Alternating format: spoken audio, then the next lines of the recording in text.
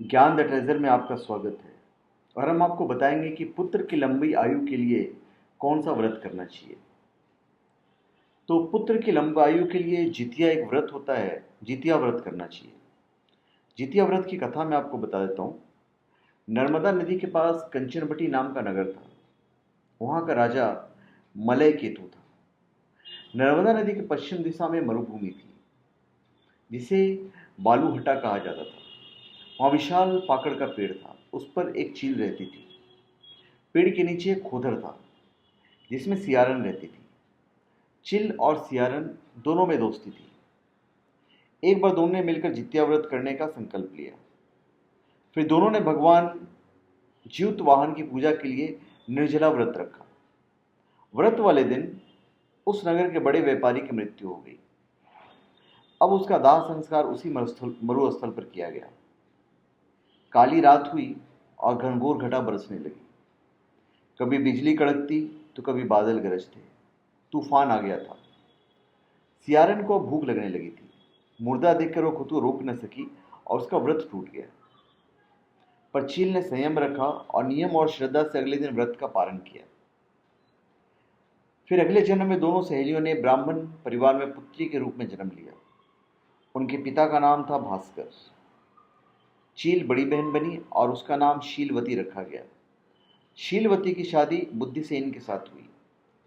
सियारिन छोटी बहन के रूप में जन्मी और उसका नाम कपूरावती रखा गया।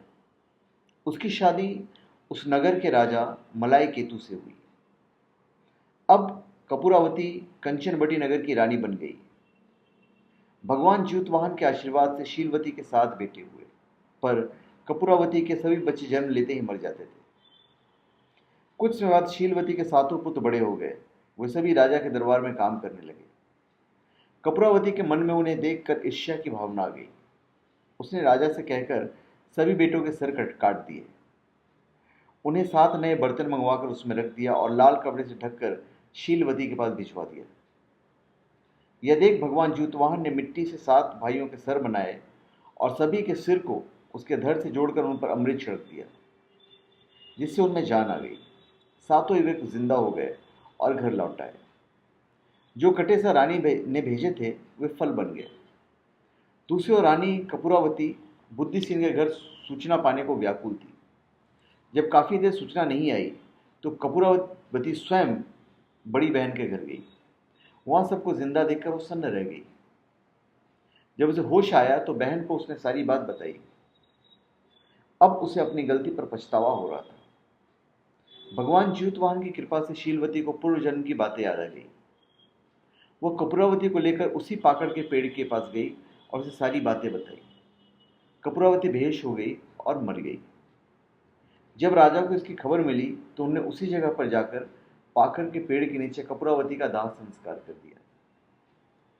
तो जितिया जो होता है पुत्र की लंबी आयु के लिए किया जाता है। तो धन्यवाद। आप हमारे चैनल पर सब्सक्राइब करें और अपने कमेंट दीजिए। धन्यवाद।